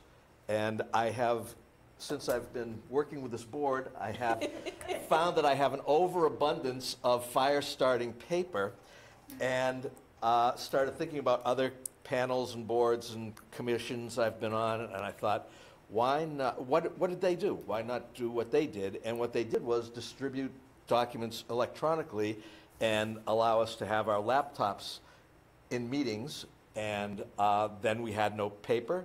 We got information instantly, and I don't have to feel guilty about burning all those dead trees. So among my fellow board members here to do that, or if there's some reason I don't know about that we can't do that, maybe a rule, a town rule, or board rule that I'm just unaware of. But that's it. That's my big idea.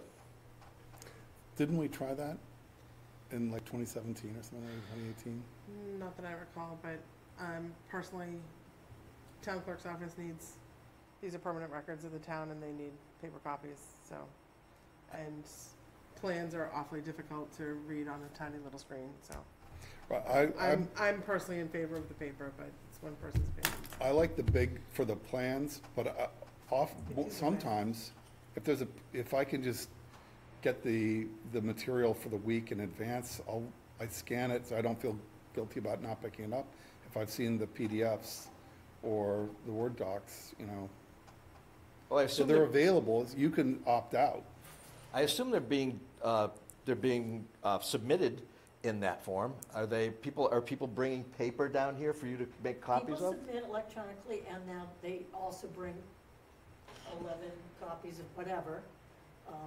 And I, of course, always have a paper copy for down in the clerk's office, but there could be some sort of hybrid.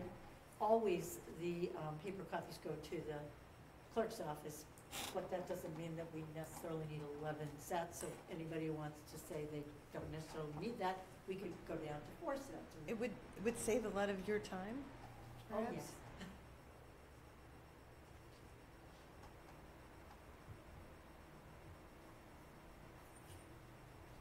Well, why don't we continue the conversation Well, as we see the paper stack mount up?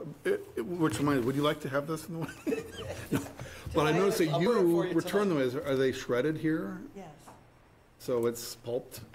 Yeah, Before it leaves the- Not necessarily shredded, because the shredding machines are not necessarily anywhere where I can get at them. Right. So we're just dumping a lot of things in, but I do try to recycle. Right. Is there an existing system, like a SharePoint drive or something where you're like, I don't, like, to make it Post? easier? Yeah, just to have a folder get and it? say, Post and it. also you could have, when things go for 6 meetings, you can have Right. dates and folders. I mean, again, not trying to make more work, but Actually trying to make less work. yeah. And then to Mary's point about there are times we need the big plans, yes. And there are times when, for the older plans, they are not available electronic. I can always scan and make them, make an That's electronic more- copy, but like with a lot of these older plans, I think they sometimes need to just be in front of you. Right, I like the plans to read, but I think the documents Yeah, are, documents. I'm agnostic, you know. And chances are I'd probably spend more time with them if they were online, they could look at them, you know, at home, I don't Well, know. all of the documents are available. 'Cause I don't have enough reading on material. the town website. Yeah, you can look at them on, Prior to the on the planning board. That's what I'm website. saying, that's what I do. So on the town website, if you go to planning board, Yeah. and there's the regulatory meetings of 2023, you get a long list, and you just click on the case. Every case has, I scan everything in there so that everybody else can read them Right. from wherever. So they are available that way all the time. But if the, yeah. And you've got that done by Thursday, the week Well, before? I've got that done usually by the newspaper Okay, Right. posting. I could live with that. Now, A month in advance. does the idea of having a laptop screen between us and the people that come to bring business before us create any objections from you? Does it distance us from them? Does it? Unless you're running Facebook, Instagram, or Twitter, that's for sure, right? No, but the, you know, the Board of Selectmen, Select board. Select Board does it, right? Yeah. But to They the have point- everything. But to the point where if we had a system where you could go find it specifically and then had that as well, because if you're on the website, you're kind of sorting through Yes. everything. So I know that there are other boards that have sharing, cloud sharing, so I can find out about those. That would be awesome. Like a Dropbox That with would be great. folders. Dropbox. Suit SharePoint, by- SharePoint system, Yeah. Yeah. Sheila, where's the town with OpenGov? We're using OpenGov. You are, so Yeah. are they, so they're not submitting this through OpenGov though? No, planning board doesn't use OpenGov. Building department uses OpenGov, health department uses OpenGov, That's my question. conservation, but we are not. So I was gonna say, if they were submitting through OpenGov, then you could just use that, but. And that's only because the people who were here when we decided to do OpenGov didn't see that as an option. That doesn't mean that going forward, we can't use OpenGov. So if you could get us some information, that would be great about whatever anybody else does and whether it could be simpler and then Harry doesn't have to worry about burning paper and, I can find something else to feel guilty about. that's okay, we'll give you some I choices. probably will not mention any of this at the 25th. No, we meeting probably because we'll be don't here have at 10 time. o'clock and we won't Right, be there. right. I'll wait till the next one. I'd still like a paper copy. Yeah, and that's what I was saying, we can always do hybrid easily. Anybody who wants paper, tell me, I'll put paper, but, you know, whenever we can, make sure that The everybody's. July stack will be like this, correct? Right. July 25th, it'll be like this. Okay, great idea, Harry. Okay. What do we want to do? We done, Move for adjourn. Move to adjourn? How about move for dinner? Oh, that'd be great. I have a motion to adjourn. Second? Second. All in favor? Aye. Aye.